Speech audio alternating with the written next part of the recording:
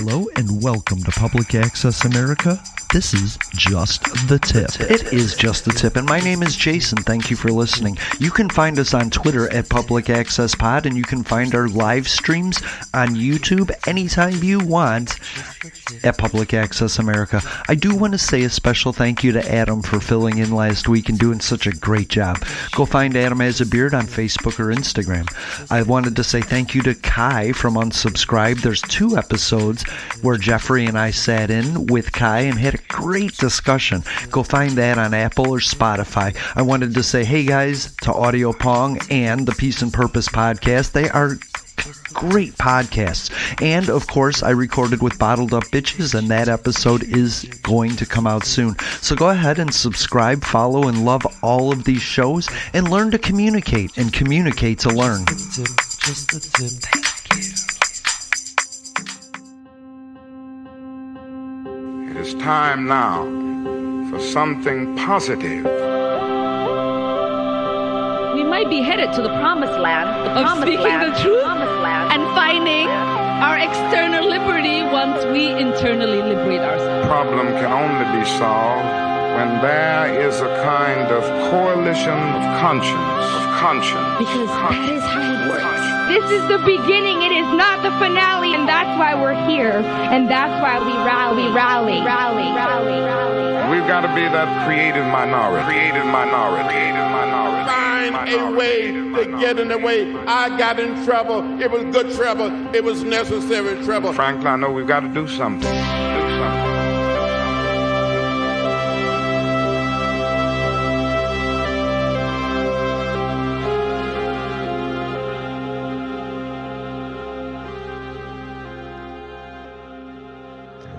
Welcome back to Public Access America. My name is Jason, and I'll leave this question to Jeffrey. We were talking about the Supreme Court, and how do you feel about prayer in school? Okay. Wow, you really left me with that one. Fuck. Okay. I grew up in the quote-unquote Bible Belt of Montana. I grew up in a very rural community. I grew up with kids who would pray in school. I grew up with, I actually had kids that would actually lead a prayer group during lunchtime at school. We had Bible classes after school. I grew up in the Catholic Church where Wednesday nights we would do catechism class. And, even like during Lent, for example, all the Catholic kids would typically support each other because, during Lent, we were only supposed to eat fish. And so like a lot of the times we would, all the Catholic kids would kind of sit together and we would do our own thing during lunch. To me, the biggest problem has always been whether or not teachers could lead that prayer. And that was one of the things that really has been contested. The problem is that the Bremerton School District royally fucked this up. So Bremerton is actually out here in Washington.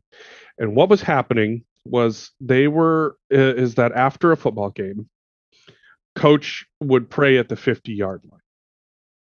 And he would invite, anybody who wanted to pray in the middle of the 50-yard line. Now, this is a really unique problem. This is a very unique problem because what you have is this issue of the First Amendment, freedom of religion, speech, and assembly. Hell yeah. Versus people who are in a position of power because they work for a governmental agency, i.e. a public school. Mm-hmm.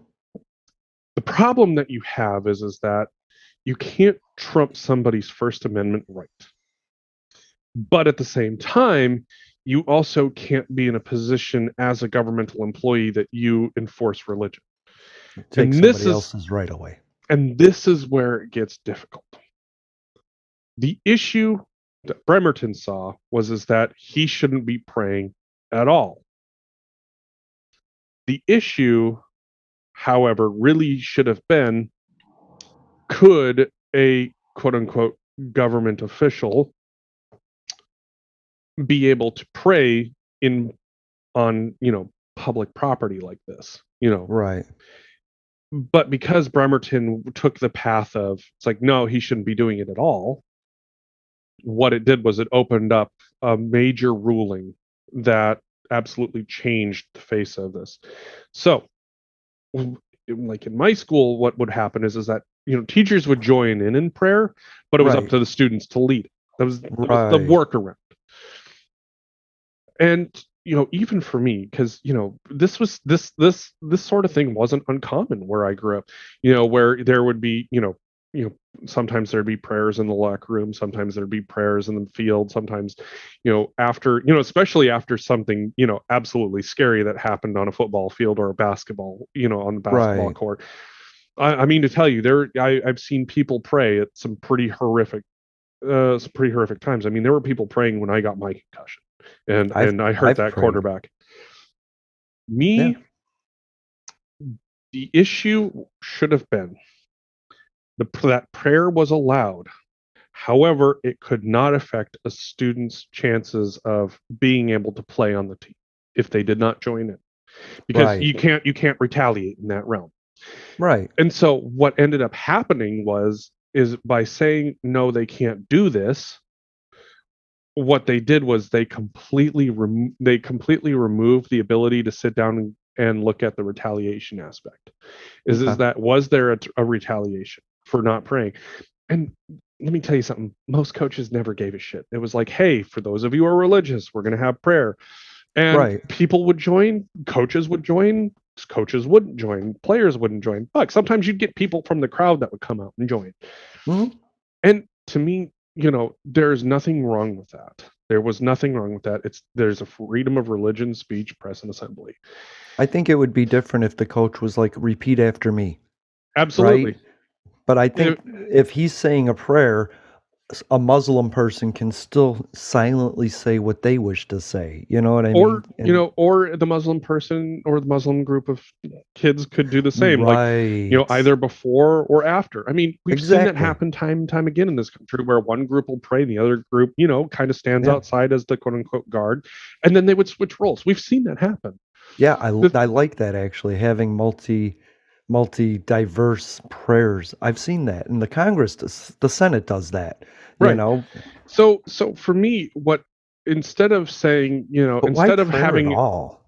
well, but that's the thing is like, as somebody who's not religious, it's easy for us to ask that question. Right. But that's just it, is that, much like we say, don't force your religion down my throat. We Right. can't force our lack of religion down somebody else's throat to keep them Yeah. from praying. Yeah. We And always have that's the ability to turn and walk away and let them do their thing, and I'm all in absolutely, favor of that. absolutely. And that's basically, and you could also argue, here's the question. At the end of the game, is that coach still acting in an official capacity? That's true. There's your great question. If the game is over, is the coach still acting in an official capacity Yes. now that game is over? I think he is, but I think it's a moot point actually. And I could also make the argument that he's not. The game's over, everybody's done to go on their way for the rest of the day. Well, I would agree, but if Timmy the quarterback calls coach because he's having a difficult situation, the coach is coach, and he's going to listen, and he's But still going to be a coach and a mentor and a role model. but A then you good run in coach. but then you run into the issue of, are they still a teacher, coach, anything when they're outside of the field? If that's the rationale you're going to use, they're Mhm. still a teacher, even though during summer, we're out of school right now. So is that teacher still a teacher, or is it just, Jason who teaches my class? I would like it to be that, but I would hope that teachers would take on that added idealized responsibility of being a mentor, role model, community member. You know what I mean? I would like it if kids ran up and went, "That's my teacher." You know what I mean? I and think that would be cool. that's where this also gets very difficult, because even in religious communities, But if he ain't getting paid, then no. exactly, which a lot of teachers don't get paid during the summer. So Right. if you're not getting paid, are you still actually an official during that time period? Like No. there's a lot of legality questions that totally Yeah. make, because they're still technically employed by the school district, even though they're not getting paid by the school district. So if they're still Right. technically an employee but they're not getting paid, like there's so many different arbitrary lines that you can assign, but the line line that has been assigned is the First Amendment, freedom of speech, press, religion, assembly. So I'm good with that. So the thing is that if the Bremerton School District had been able to prove that kids were not getting starting opportunities because they didn't join in prayer, Right. hands down, this would have gone an entirely different way. You can't force your religion onto somebody else, with reward or punishment. Right. But by saying no, he couldn't pray at all, they turned it into a First Amendment case. And Right. unfortunately, it was a very clear First Amendment case. Like, this is the problem where people tend to go for they're like, aha, yes, we're just going to broadly swipe this way. What most people don't realize is that the Supreme Court tries to use very narrow rulings. It's like, change two words, like, and the case becomes entirely different. Okay. So in this case, Bremerton School District royally fucked up and opened up a gate that never should have happened. Right. Because most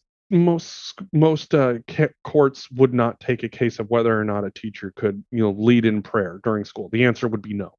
Unless you know that the Supreme Court is going to rule your way, so send everything up that you can. Even then, most Supreme Courts aren't going to do that. Why? Because it's not just going to open it up for Christian teachers. Because that's my point. Thank you for going that direction. Is it doesn't just open it up. So now if the reality is that if you're allowed to have Christians lead in prayer, that means that you're allowed to have Muslims lead in prayer, and they pray 5 times a day. You're allowed to have Wiccan prayer if they pray. You're allowed to have Satanist prayers if they pray. So they can literally hoist up a fucking Baphomet and pray in them, at the center of the field. The thing is that by the process you of keep this seeing being field, I think classroom. Like, well, you know what I mean? But that's the thing is that I'm saying field right now because that's where this case took place. Okay.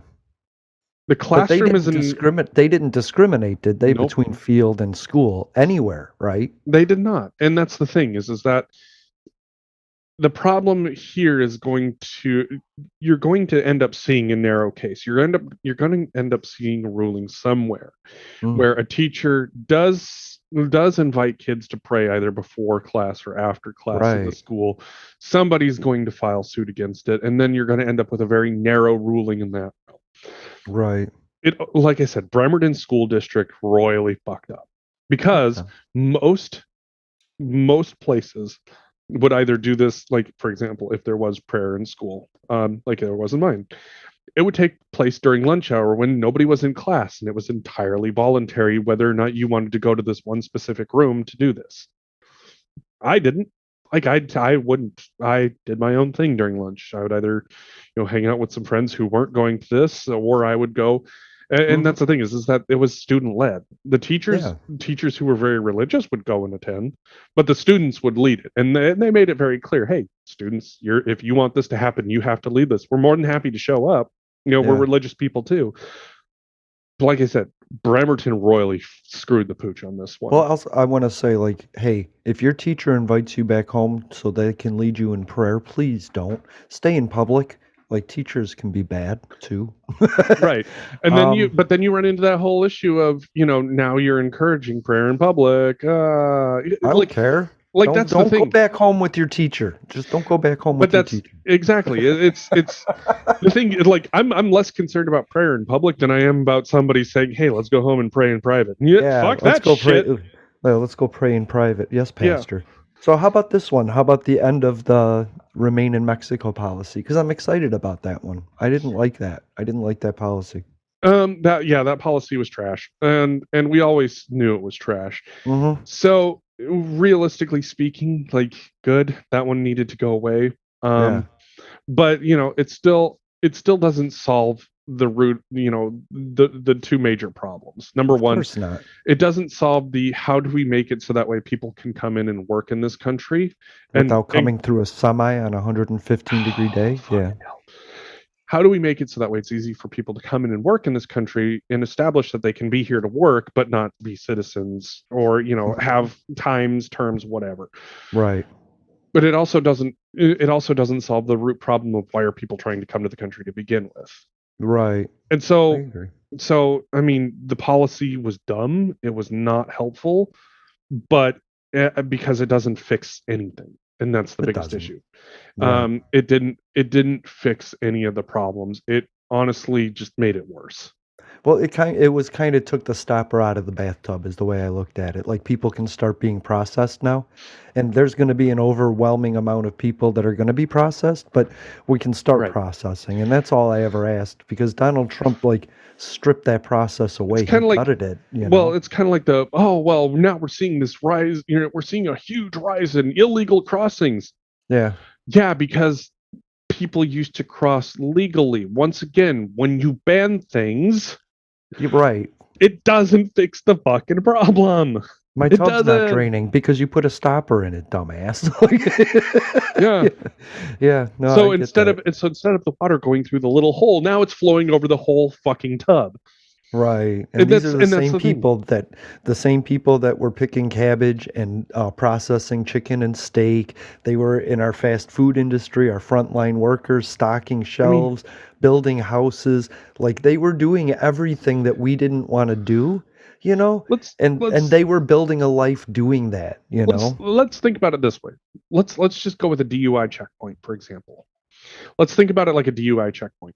It's like, what's the legal limit? 0.08, right? Nationwide, doesn't matter where you are in the country, the legal limit is 0.08. If you're above 0.08, you're getting a DUI. If you're below 0.08, you're getting side-eyed, but you're allowed to go. Now, basically what this policy did was say, all right, we're going to we're going to take the legal limit and uh we're going to increase it to let's say 0.1. There were a lot of people driving drunk and getting into car accidents, and Right. they're like, oh my god, look at all of these car accidents. Well, yeah, it's because you changed the definition of what was allowed to be considered drunk driving. The same Right. would be said if you took it and you went to 0.04. You would be catching a lot of people, but that doesn't necessarily mean they are drunk Right. to the point of Exactly. impairment. No, that's the problem is that you had people that maybe were normally crossing that needed to get to you know to go do the work that they've been doing time and again. It's hard Yeah. to say. Sure, I don't doubt that there was probably a few people that were drug runners or whatever may Of have you. course there There is sex always is. traffickers, but we can't fucking address that if we're stopping everybody. And that's the thing about policies is that if you create a very coherent green card policy that says, Yeah. hey, I'm going to be working for X, Y, and Z farms or Unless X, Y, I'm and Z meat committed. packing plant, Right. and that's what these green cards do. It's like you have like a set area that you're going to be working in, Right. and people check these things. They're like, oh, yep, nope, you got your paperwork, you're all good to go. Great, fantastic. And Right. then when their term expires, they head back to Mexico. They go back. This is not a terrible thing to have. If you make it Mm-mm. easier for people to come in and work, specific jobs, and you make it very clear and concise, and it's like, hey, great. Yeah. Instead of having produce rotting in the field, we have hands picking it. Instead of having weeds growing in the field, we have hands picking it. Instead of having a bunch of meat packing plants that can't get the meat that they need to packed, we got a bunch of hands Right. packing it.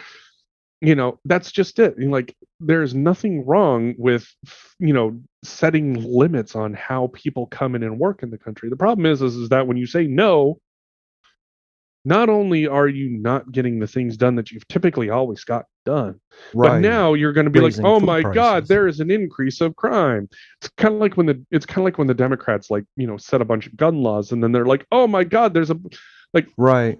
you know for example. Donald Trump made it illegal to cross the line to seek asylum. As before, if you walked across the line and said, I'm seeking asylum, then you were accepted. So, yes, by changing the definition of what a line was and what the penalty was for What that, you could yes, do to cross that line every legally. asylum seeker was a criminal and therefore denied. And that's the issue because Yep. what you're saying is my food prices went up. And I tweeted my grocery store. I'm going to not be grocery store specific, but I was like, if we have 96,000 acres of 9 million acres of farmland and 86,000 farms in Florida. Why the hell are my grapes $9 a bunch? And they told me we don't have the labor to pick it. You know what I mean? Mm-hmm. And that's a big problem, and that's a problem all around the country, including Florida. So I'm glad this is happening. Somebody tweeted, why do you think immigrants would want to come in and drive a truck? It's like, I don't know. I would rather do any other job. Why do you think immigrants want to come in and drive a truck? Yeah. I mean, pretty easy to say why they'd want to do that, because at least here in the United States, it's a lot easier for someone to come in and drive a truck and not get fucking carjacked by the cartel than it is in Mexico to go and drive a truck.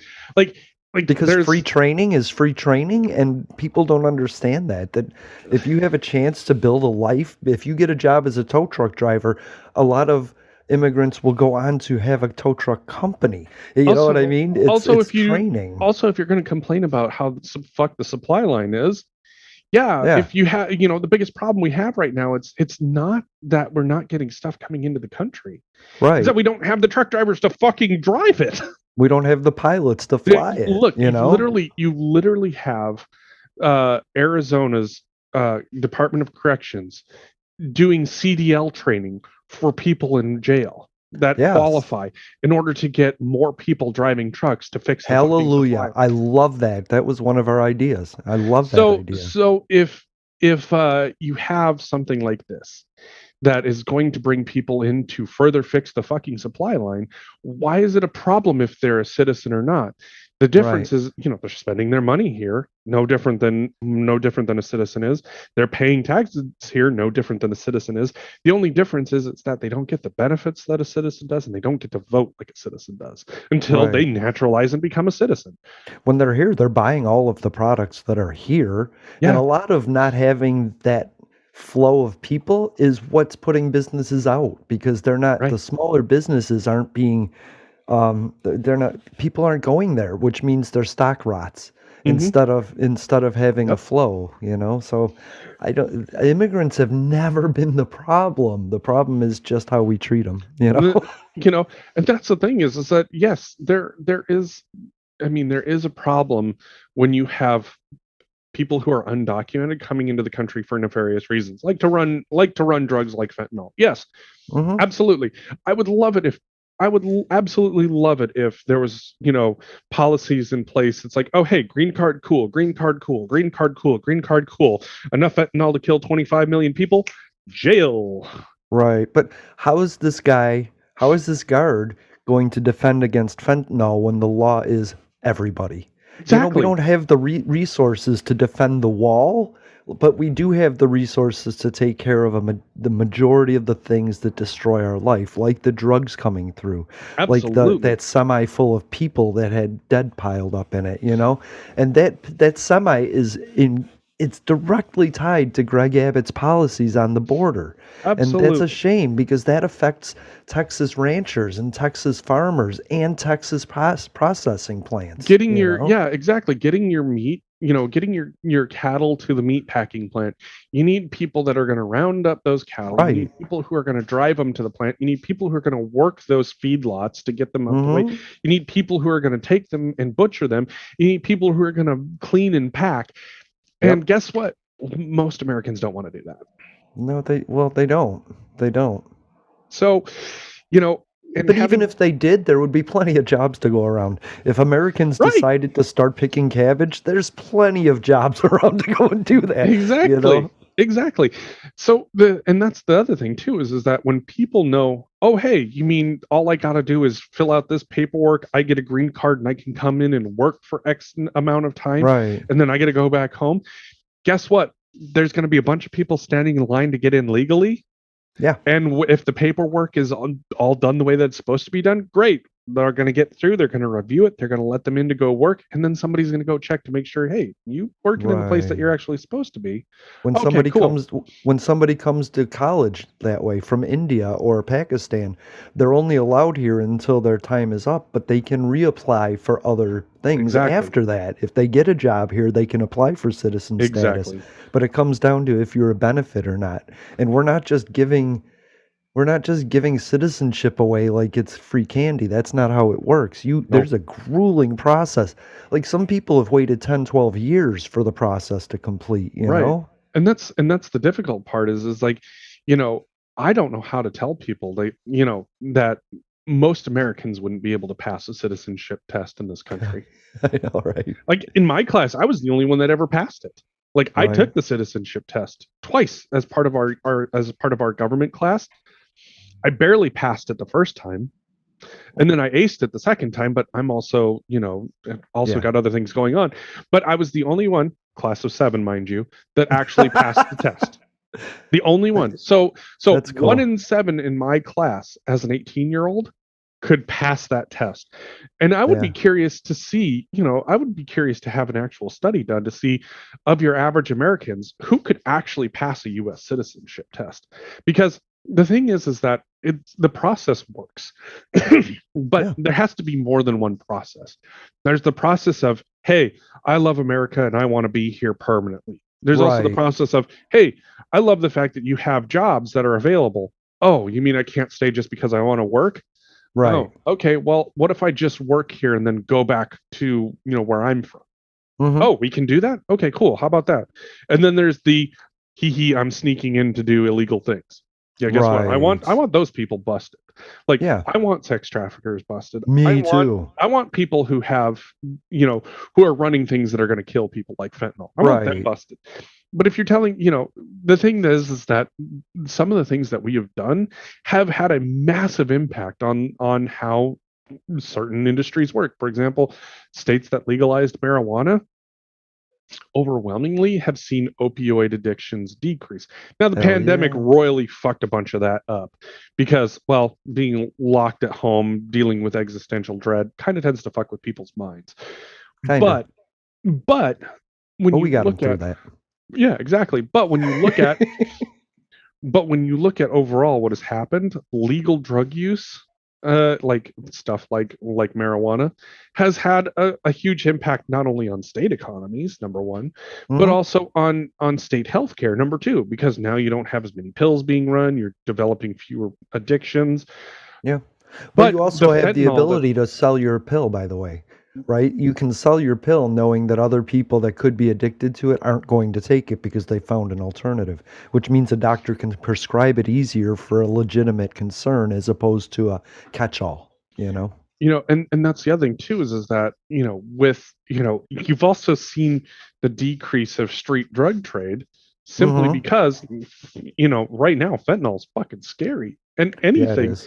like as a kid would I have thought twice about like every once in a while you'd get that one batch of weed where you're like, I'm pretty sure that was laced with something. Right. Right now I wouldn't trust fucking anything to be laced with, to be fucking free and clear if I was buying it off the street. Yeah. Which is why, like, having pot shops here, it's like, look, it's highly regulated.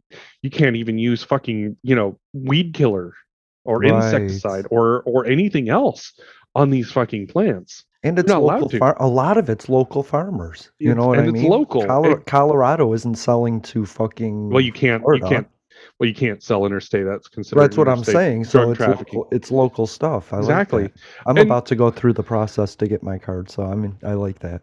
so to me, it's like what the biggest issue still remaining is that all of these pot shops are not allowed to access banking, and that's a big Oh problem to yeah. me because now you're seeing the rise of pot shop robberies around here because they have to deal in Yeah. cash. That's how I knew that Donald Trump didn't give a fuck about me, and that's how I know Joe Biden doesn't. Neither one of them are just federally legalizing marijuana, Right. like so It's that like that can like happen. federally legalize it, push it to the this is one of Yeah. those ones where you can push it to the state to decide, and states are deciding on their own. Like Montana Mm-hmm. legalized weed, and I was like, Yep. wow, okay. Well, Yeah. I mean, we did legalize medical marijuana pretty early on. Right. So it doesn't surprise me that eventually Montana would, being Montana, would be like, yeah, fuck it, let's just legalize it. But Florida's Montana's always into been we're medical now. We're not full on. right.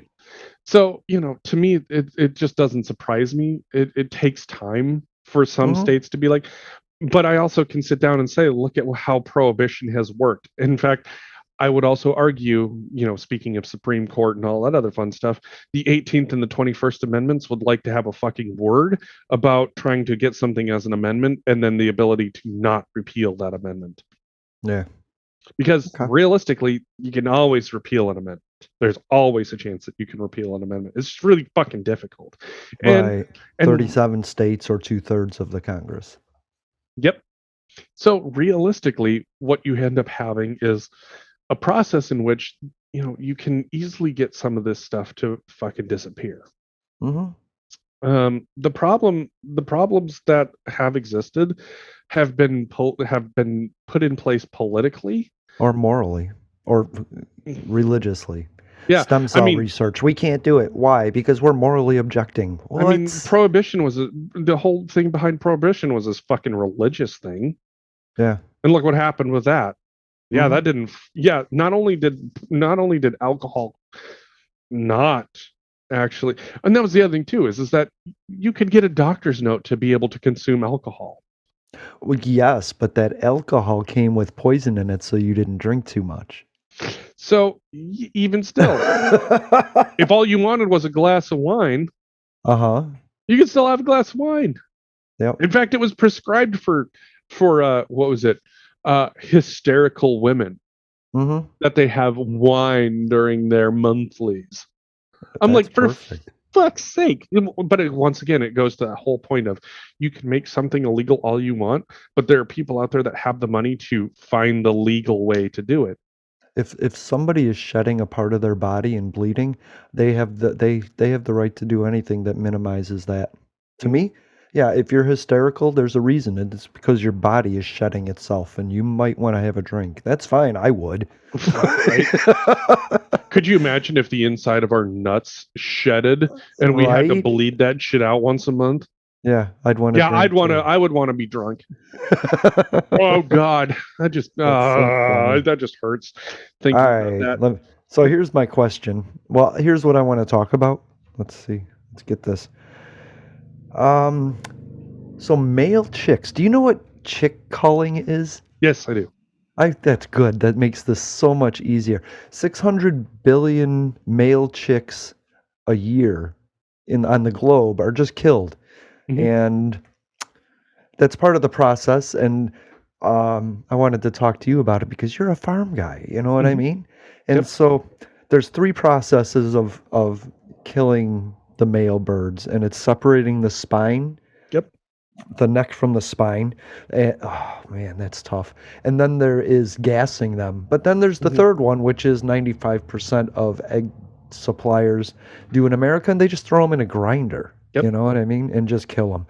But there's new technologies that you don't have to do that anymore. You can detect in 9 days an egg if it's a male or not, and you can stop that there, and you don't have to kill them, which I think is amazing. But I wanted to talk to you about this because it's disgusting.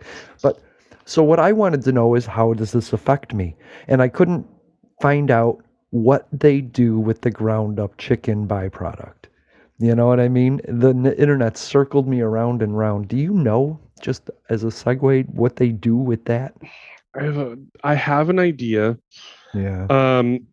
What they do with it, and it's kind of fucked up, but also not surprising.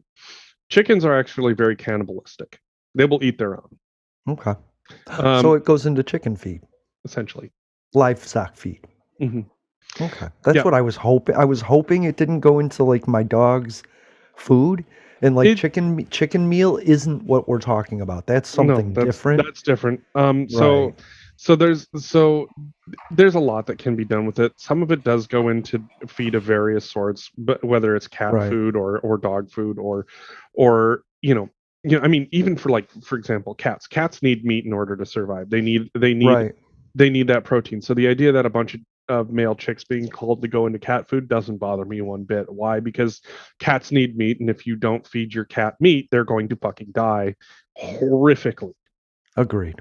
So moving And they on from use that. it in England. They use it in wildlife preserves and owl rescues and stuff like that. I Yep. mean, I'm sure they have a lot less, but Hmm. we are 95% of the global egg community, Yep. and so our culling is 250, 300 billion a So year. So, but there's ways that we don't have to do that. And I wanted to talk about this because Republicans are like right to life, but then they support something like this. I don't know if they do. I wouldn't once I knew about it. I didn't know this was happening, and there's other ways to avoid it, and we can talk about those too. And there's there's a, funding for it, I you mean, know. this is. I'm gonna put this out there right now. Hmm.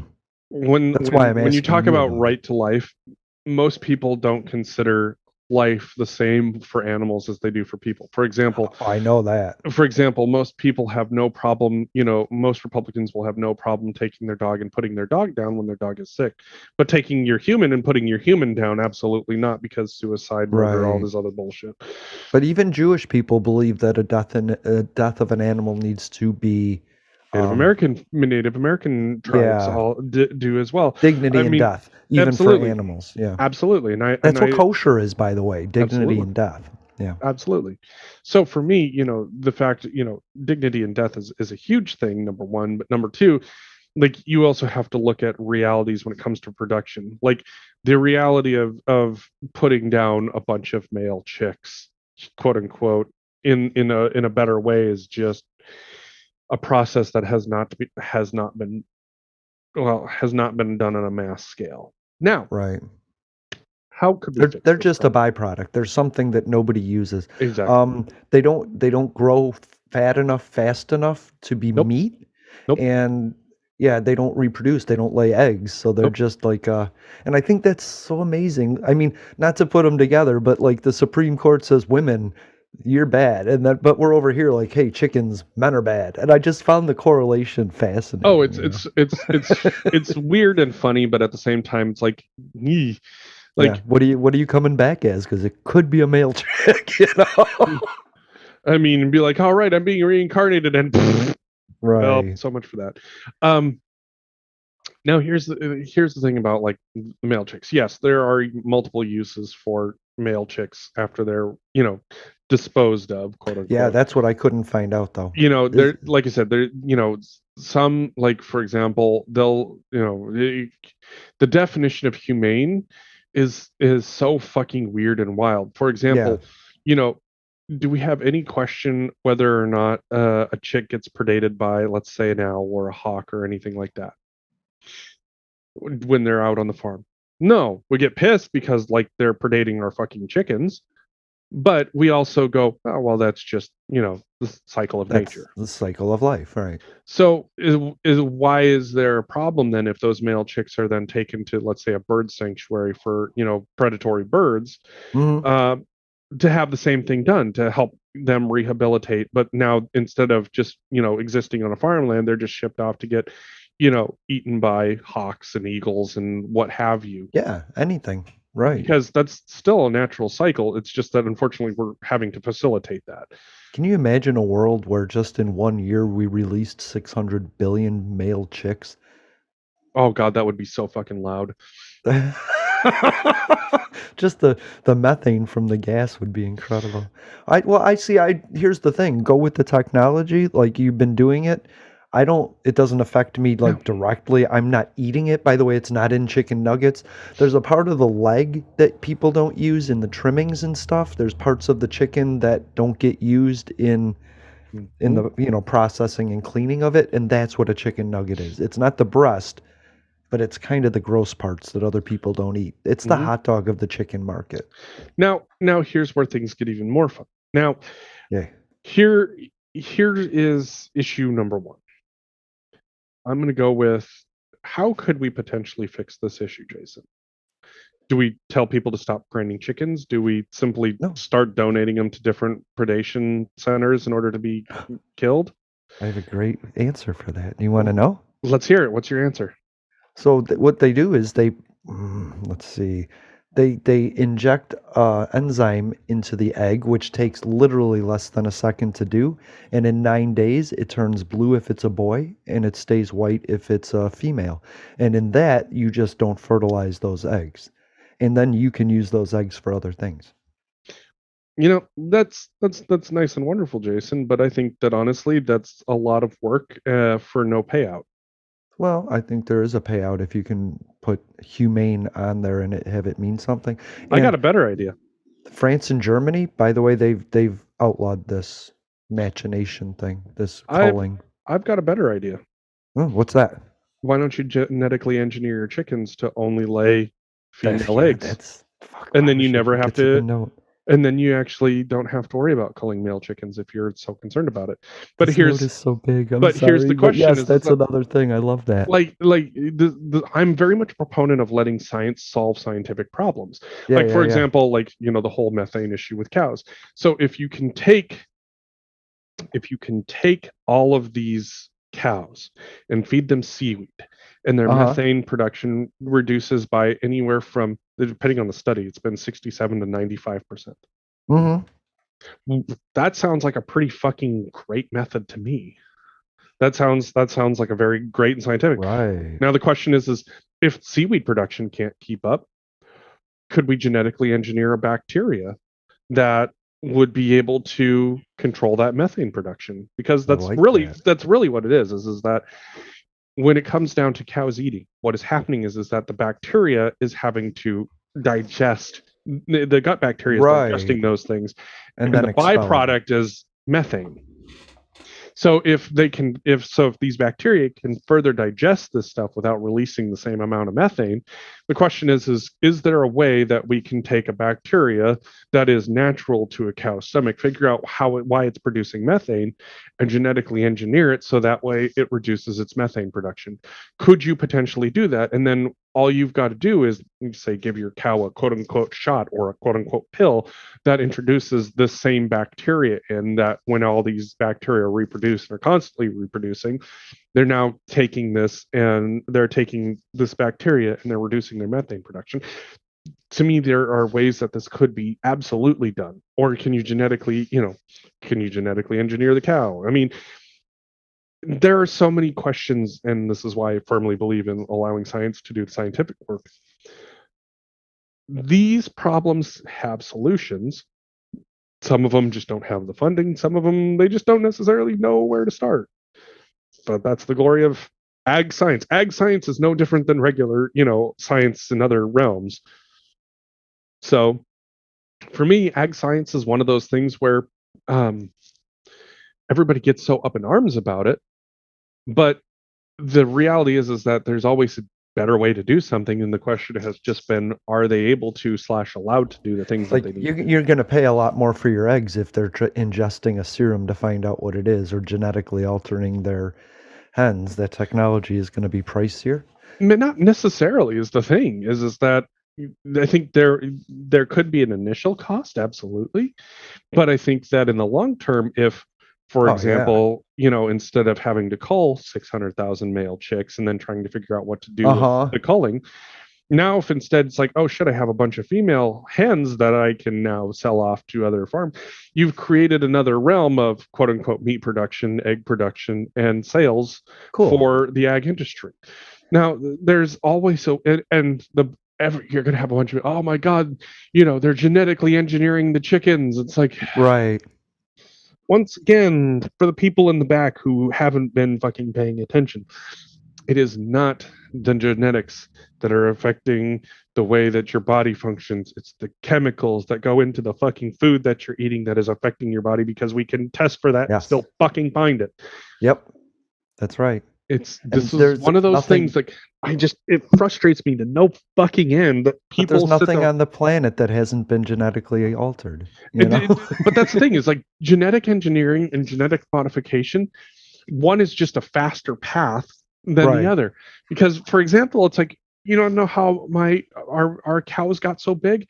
They were a Black Angus and Gelbvieh mix. Right. Very easy birthing for Black Angus. They're not pumped with steroids and antibiotics to make them grow faster and thicker, although some do that. Yeah, I mean, and that's the thing is that growth hormone has been detected and further on down the line. Yeah. Yeah, I fully expect that growth hormone to be in there because guess what? You're injecting them with a hormone.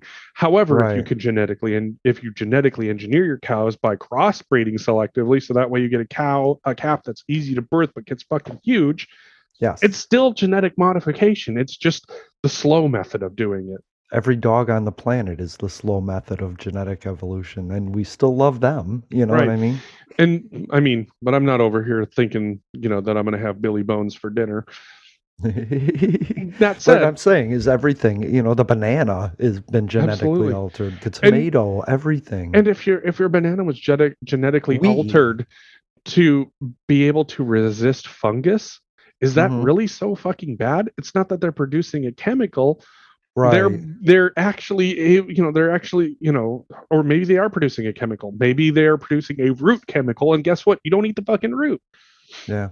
And Once again, if it matters to people, then you need to care about it. With the egg thing, I just wanted people to understand when it says humane on the package, you don't need to pay more for that because everybody that puts humane or not puts humane on their egg carton is still culling chickens because it's a necessity, or they're buying from a hatchery that does cull chickens. right. Unless it's a small farm, that other 5% that is local, the roosters out back where I can go talk to the guy and get some fresh eggs, that guy isn't killing his chickens. Or No, maybe he he is. is, It's he's just doing that that old way where he's separating the fucking it spine literally from, just like grabs them by yeah. the head and then just like Oh, spins them around and wrings them out. Like that's which what I grew up they're with. finding doesn't work. The brain doesn't end at that point Well, is what they're saying is happening. no, then and that never has happened. You want to know how the brain stops processing? It's if you destroy the brain. But Yeah, eventually the brain gets starved of oxygen and then it stops functioning. That's how all of us die. You, right, the heart attack that you might have isn't what kills you. Believe it or not, it's the fact that your heart stops pumping and you're alive long enough because there's enough oxygen going through your brain still to go, right. fuck, I'm dying, I'm dying, I'm dying, I'm dying, I'm dying, I'm dying, and that's it.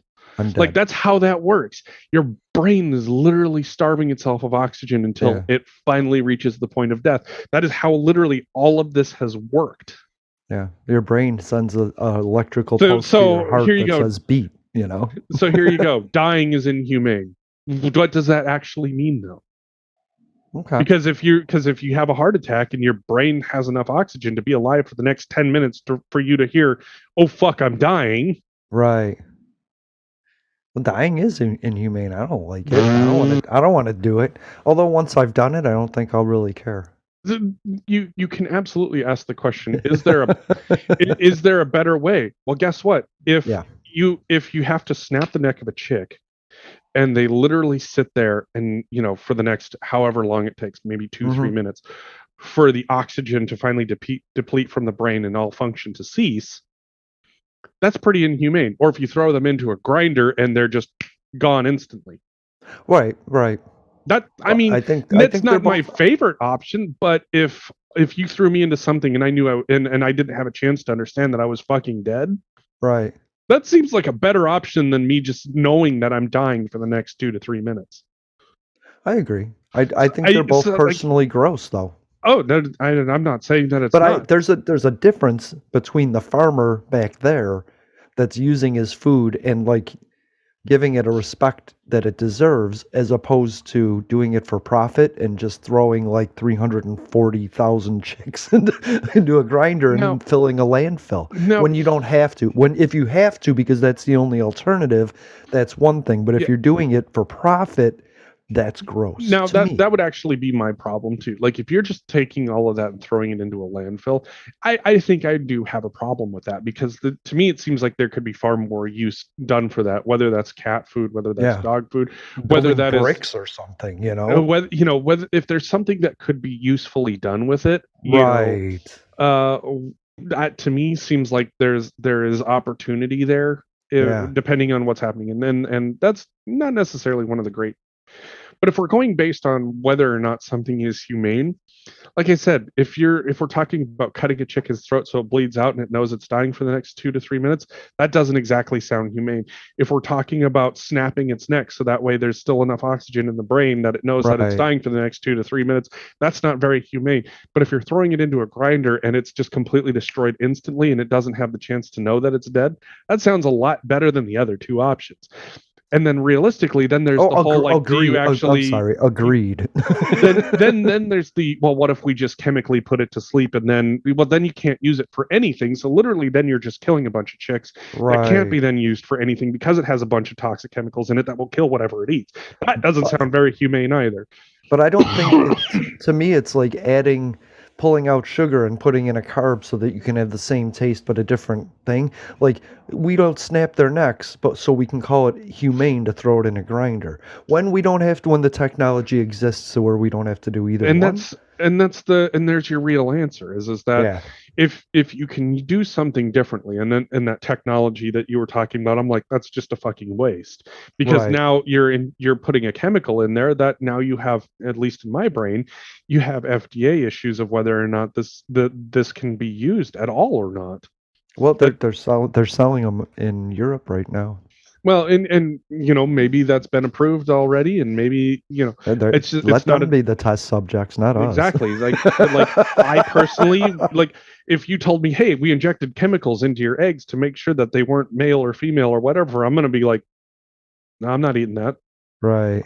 Or if you're injecting them, then you're allowing them to grow up. Then my next question is that chemical going to be, you know are you going to be able to test and find that chemical in that hen or in that rooster? Oh, here it is. Okay. So it's based on the the sex hormone. Hmm. And so what you do is you pull a little fluid out of the egg and Oh, okay. that lands on a marker, and if the marker turns blue, it's a boy, and then you just don't have to fertilize the egg.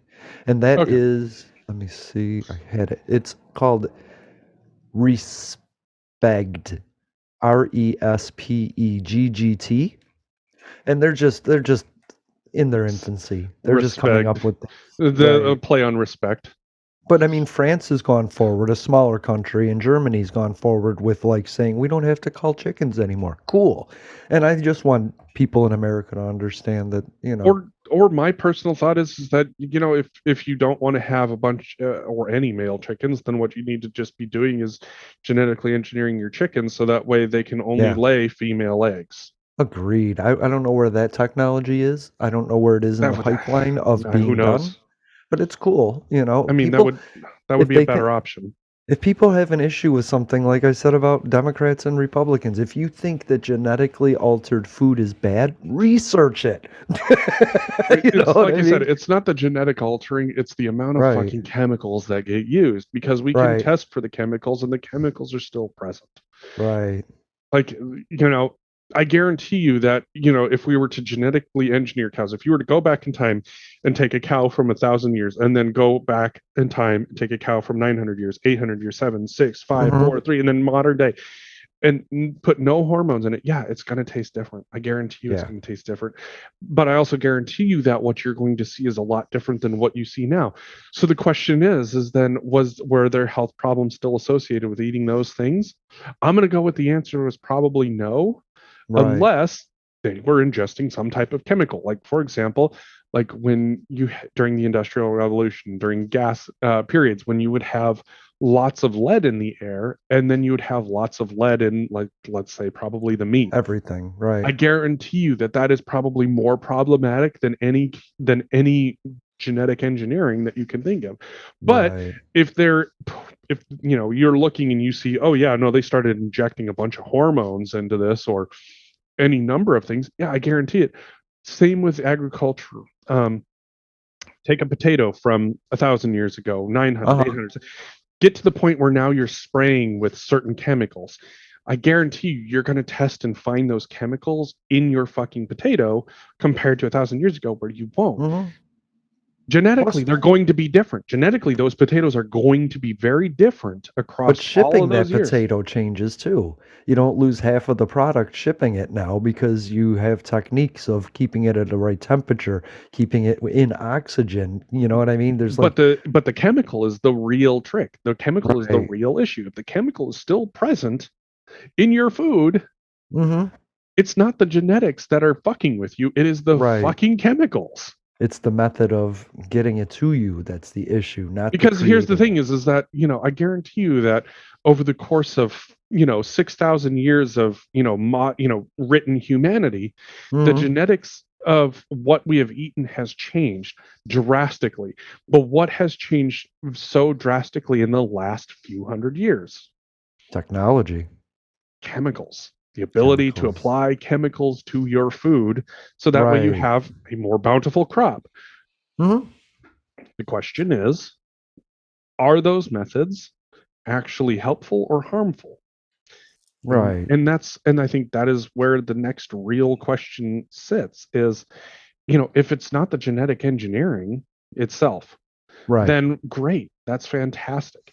Let's genetically engineer, plants enough so that way they can fend off pests and all that other fun stuff Mm-hmm. and not have to use chemicals. That sounds Because you fantastic. in places like Africa, if you can find a drought resistant strain of wheat, you just changed the world, right? Like Even in 25, Montana, even in Montana, where even in Montana. we have problems with wheat stem sawfly. So what did we do? We took a genetically different version of wheat that instead Mm-hmm. of having a hollow pith has a solid pith. And now guess what? Don't have Yeah. stem sawfly problems. You know, it's Still got funny. wheat. It's still Je- edible. Jefferson went to Italy and he had to smuggle out Italian rice because American rice was garbage. Mhm. And so he started planting that, and Italy got mad. But our rice is now Italian style rice, and it's American, but it's always been considered Mhm. Italian because he stole it. So the to me the reality is that genetic engineering is actually the next forefront of food. Of in order course, it to get has us to be. in order to get us away from chemicals that we put into our food. Yes, because I want a cleaner food. Absolutely. I don't want to have to go, hey, should I test my Cheerios to find out how much glyphosate is in them? Right, Because the answer should be zero. There should be zero glyphosate in my Cheerios. right. But I if agree. but if genetically it's engineered so that way, you know, any other plant other than, the same genetically engineered oats touch those roots and they die. Mm-hmm. Grand question. Is that going to affect us? The answer is I don't know. But what I do know is that the current method right now not working the best Yeah. Yeah, because I don't know.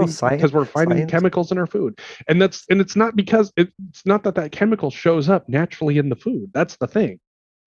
The chemical is showing up in the food because the farmer is applying a shit ton of it to the plant. Right. Mm-hmm. Now, it would be different if we genetically engineered the let's say oats to have glyphosate in them. I would still have a fucking problem with that because the answer Right. is that we should have zero glyphosate in our food. I agree. I just think they find something like fluoride. They found fluoride. They didn't know what to do with it. So they put it in everything. You know what I mean? Like Mhm. they found x-rays. They were like, we don't know what to do with this. They used x-rays for 10 years as hair removal, giving people radiation poisoning. You know what I mean? I And then mean, they were that's like, effective. oh, that's so. And I think the same thing with the oil industry. They were like, we need to be useful beyond this fossil fuel that we're burning into the air. Let's make our products additives and fillers and things that make things. Mhm. That's what they do. And then eventually people are like, I don't like that. I think generations do that. As people age, they want to feel better because they're in a lot of pain, and they do that through food. Mhm. Exercise. I Yep. did have, and we're gonna end, but I did have in my list, what is killing American men? So this, thank you. This episode was going to be a pretty big downer until you lifted it up. So culling chickens a necessary thing at this time, but we should work to end it if we can. Or make sure that however we're doing it, that it's not just ending up as waste. It needs to have an Yes. actual use. Like to me personally, I have no problem as long as it is being used. But if it's just if male chickens are just being ground up and then Right. thrown into a landfill, that's a problem because there's got to be a use for it, whether it's cat food or something. Building bricks, you know I mean, what I even mean? if the chicks themselves are sold to bird sanctuaries in order to help them get well, or Right. zoos or whatever, so that way they have this natural hunt that they're Mhm. used to. But if it's just ending up in a landfill, yeah, that's a big problem, and that means that you need to solve it with something that's far more creative, far less complex. Right. And like I said, genetic engineering, you can genetically engineer hens in order to lay non-male eggs. That's That just would the be way awesome. I mean, I think that's the goal. that is you could actually do that. But see, that's the thing. It doesn't directly affect me, but I wanted to know where this stuff was going, the byproduct was going, because if it was being used, then you're honoring it, right? But if you're just throwing it in a landfill, now I'm not all in favor. Why would No, not use it as that's fish waste. food or Or something, fish food or any number of different things you could do Dump with it in the ocean. At least that settles, right? Would maybe. it settle? I don't know what the byproduct is. Is it like, oh, I'm I sorry. mean, you're Hey, gonna everybody, have, thank you for listening to Public Access America. I don't know where the conversation's going to go, but we love you all. To those who would tear the world down, we will defeat you. This is our moment. This is our time. To those who seek peace and security, we support you. Yes, we can. And to all those who have wondered if America's beacon still burns as bright, tonight we prove once more that the true strength of our nation comes not from the might of our arms or the scale of our wealth, but from the enduring power of our ideals, democracy, liberty, opportunity, and unyielding hope. Let me tell you something you already know. The world ain't all sunshine and rainbow. It's a very mean and nasty place, and I don't care how tough you are, it will beat you to your knees and keep you there permanently if you let it. You, me, or nobody is gonna hit as hard as life. Ask not Yes, we can. what your country can do for you. I have a dream. Ask what you can do for your country. I, poor little children, Yes, we can. one day live in a nation where they will not be judged by the color of their skin, but by the content of their character. I don't have to tell you things are bad. Everybody knows things are bad. It's a depression. In this lifetime, you don't have to prove nothing to nobody except yourself. But it ain't about how hard you hit. It's about how hard you can get hit and keep moving forward. How much you can take and keep moving forward. That's how winning is done. Welcome to Public Access America. Yes, we can.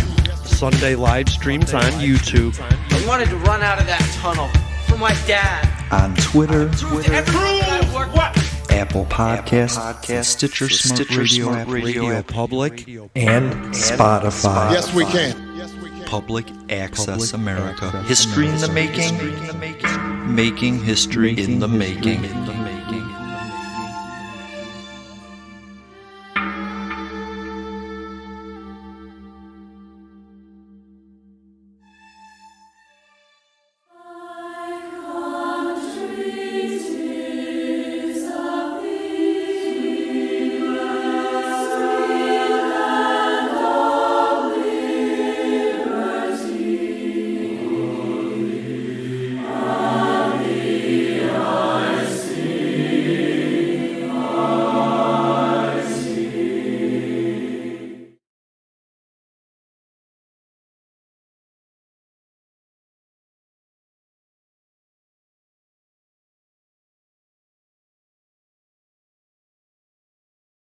LegalZoom presents How to Start Your Own Business. Step 1, go to LegalZoom.com. Step 2, press Start Your Business. LegalZoom, now you're in business. LegalZoom is not a law firm or a substitute for an attorney. And that's it. I have no more disclaimers to say. Why am I even here? All I do is fine print. The only thing I've ever been good at is talking fast. Maybe I could use LegalZoom to start my own fast-talking business? I guess I could use LegalZoom to start my own auction house and become an auctioneer. They talk faster than anyone, but I have a dust allergy and can't be around all of those antiques. So what about horse racing? Wait, I'm allergic to horses too. Ugh, wait a minute. I don't have a bike allergy. I can start my own spin studio with LegalZoom. Yay!